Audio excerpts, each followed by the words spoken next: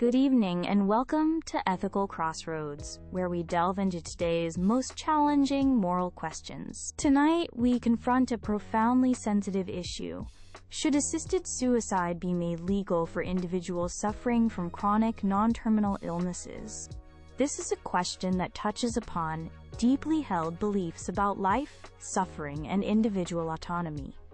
Joining us to explore this complex terrain are Dr. Julian Croft, a distinguished medical ethicist who will argue in favor, and Ms. Anya Sharma, a prominent disability rights advocate who will present the opposing view. We will begin with opening statements, followed by rebuttals, a Q&A segment, and concluding remarks. Let us embark on this important discussion with respect and an open mind. Thank you, Dr. Hayes. When we speak of chronic non-terminal illnesses in this context, we refer to conditions that, while not imminently life-ending, inflict a relentless and progressive deterioration of an individual's quality of life. These conditions are often accompanied by intractable pain or profound functional impairment that medical science cannot adequately alleviate. Individuals may face decades of suffering, a slow erosion of their being, with no prospect of recovery or meaningful relief. The cornerstone of my argument rests upon the fundamental ethical principle of patient autonomy, the inherent right of a competent individual to make decisions about their own body and their own life, particularly when confronted with such dire circumstances. To deny someone in this specific tragic situation the option of a medically assisted peaceful end to their suffering is, I contend, a form of cruelty, trapping them in a state of existence they find intolerable. We are not advocating for a laissez-faire approach. On the contrary, any such legislation must be framed with the most stringent safeguards imaginable. This would include multiple, independent medical evaluations, thorough psychological assessments to rule out treatable depression or coercion, mandatory waiting periods, and confirmation of persistent voluntary desire. It is about offering a compassionate, last resort option for those whose suffering is unbearable, irremediable, and deeply personal. This is not about devaluing life, but about respecting an individual's profound and considered judgment about the quality of that life when all other avenues of hope have been exhausted. Dr. Hayes, Dr. Croft, and viewers, no one here disputes the profound reality of suffering that individuals with chronic illnesses can endure. My heart aches for anyone facing such challenges, and our society's primary response must be one of compassion and robust support. However, I firmly believe that legalizing assisted suicide for non-terminal conditions is a dangerous path, one fraught with unintended consequences and ethical perils that far outweigh any perceived benefits. The very notion of, quote, non-terminal introduces a troubling ambiguity. Prognoses can be uncertain, and conditions can fluctuate. What constitutes unbearable suffering is deeply subjective and can be influenced by a lack of adequate support, societal biases, and even temporary despair. We must confront the very real risk of a slippery slope, where the criteria for eligibility gradually expand, and vulnerable individuals, the elderly, those with disabilities, the economically disadvantaged, feel pressured, overtly or subtly, to choose death rather than be a perceived burden. Legalizing assisted suicide in these circumstances risks sending a chilling message that some lives, particularly those lived with chronic illness or disability, are less valuable, less worthy of support and investment. Instead of offering death as a solution, our focus should be relentlessly on enhancing life. This means radically improving palliative care, ensuring universal access to comprehensive mental health services, providing robust social support systems, and investing in research that alleviates pain and improves function.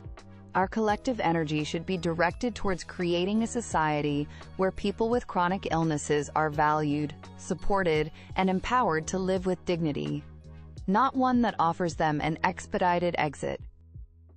Ms. Sharma raises valid concerns about potential misuse, and it is precisely these concerns that any responsible legislative framework must meticulously address. The slippery slope argument, while often invoked, is not an inevitable outcome when robust safeguards are embedded from the outset. We are not talking about a casual decision. Imagine a process involving multiple independent physicians, including specialists in the specific condition, rigorous psychiatric evaluations to ensure capacity and voluntariness, and to exclude conditions like depression that could be influencing the decision. Furthermore, mandatory waiting periods and repeated affirmations of intent would ensure the decision is enduring and deeply considered, not a product of transient despair or external pressure. Jurisdictions that have implemented such laws have demonstrated that these safeguards can be effective in preventing abuse. To assert that offering this choice devalues life is, I believe, a mischaracterization. True respect for life includes respecting an individual's autonomy to determine that their particular quality of life, due to irremediable suffering from a chronic, non-terminal illness, has become unbearable to them. This is not about diminishing the value of disabled lives or those with chronic conditions. It is about acknowledging that for a very small, specific subset of individuals, suffering can reach a point where it eclipses any perceived quality of life. For these individuals, existing palliative measures are often insufficient. Compassion dictates we do not abandon them to their suffering when a carefully regulated alternative could offer peace. Dr. Croft places considerable faith in the efficacy of safeguards, but human systems are fallible, and the stakes here are irreversible. The diagnosis of suffering in non-terminal cases is inherently more subjective and prone to error than in end-of-life scenarios. What if a new treatment emerges just after a life is ended? What about the subtle, unspoken pressures from family members who are exhausted, or a healthcare system strained for resources? Can any checklist truly guard against these insidious influences? Moreover, the concept of non-terminal itself is a crucial distinction. Unlike terminal illness, where death is an impending certainty, here we are sanctioning the termination of a life that might otherwise continue for many years, albeit with challenges. This shifts societal resources and focus. Instead of pouring our collective ingenuity and compassion into making those years genuinely livable, into innovating better pain management, assistive technologies, and community support, we risk offering a, solution that is, in essence, an abandonment. We must also consider the profound psychological and moral toll on medical professionals. The role of a doctor is to heal and to alleviate suffering, not to intentionally end life, particularly when that life is not naturally concluding. This fundamentally alters the patient-doctor relationship and could erode trust in the medical profession, especially among vulnerable groups who already face discrimination. Thank you both for those compelling rebuttals. Dr. Croft, Ms. Sharma has highlighted the potential for subtle pressures and the fallibility of safeguards. My question to you is, how can society truly ensure that a request for assisted suicide, particularly in the context of a non-terminal illness, is genuinely voluntary and not a reflection of inadequate social support, a lack of accessible care, or an internalized feeling of being a burden to others? That is an absolutely critical question, Dr. Hayes. True voluntariness hinges on a multifaceted approach, embedded within the legal framework. Comprehensive psychosocial assessments by independent experts are vital. These evaluations must specifically explore the patient's support systems, their understanding of all available alternatives, including palliative care and disability services, and probe for any signs of coercion or distress stemming from lack of support. Furthermore, there must be documented exhaustion of all reasonable alternative treatments. If inadequate care, or feeling like a burden due to societal failings is the root, the system has failed them, and assisted suicide is not the answer in that instance. The desire must stem from the nature of the suffering itself, in the face of optimal available care, not from a lack of it. Thank you, Dr. Croft. Ms. Sharma, you've passionately argued for enhancing life, not ending it. Dr. Croft posits that for a small subset, current palliative care is insufficient. My question for you is, if not assisted suicide, what specific, robust, and perhaps even radical new measures do you propose for individuals with chronic, non-terminal illnesses who are experiencing profound, persistent suffering that they, and potentially their physicians, feel current palliative and supportive care cannot adequately alleviate? Thank you. The answer requires a paradigm shift towards truly person-centered, holistic, and aggressively funded supportive care. We need massive expansion and innovation in palliative care, specifically tailored for chronic conditions, addressing not just pain, but existential distress, functional support, and social integration. This includes significantly more research into non-pharmacological pain management and mental health interventions for chronic suffering. Crucially, we must guarantee comprehensive disability supports that enable genuine autonomy and participation, accessible housing, personal assistance, advanced assistive technology, and genuinely inclusive communities. Robust peer support networks and specialized counseling are also vital to combat isolation and validate their experiences. It's about creating a scaffolding of care so strong that life, even with severe limitations, becomes meaningful, supported, and worth living.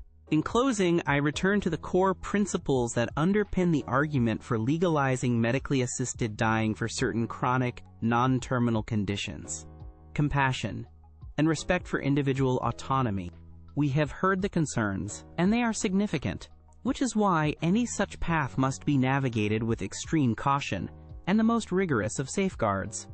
However, to ignore the profound, intractable suffering experienced by some individuals, suffering that persists despite the best efforts of palliative care, suffering that strips away dignity and all semblance of a life they deem worth living, is to fail them in a fundamental way. Palliative care is invaluable, and we must continue to enhance it, but we must also be honest about its limitations in the face of certain relentless conditions. For a small cohort of competent adults whose suffering is unbearable and irremediable, the choice of a peaceful, medically assisted death can be an act of ultimate self-determination and a final expression of their autonomy. This is not about a duty to die or devaluing life.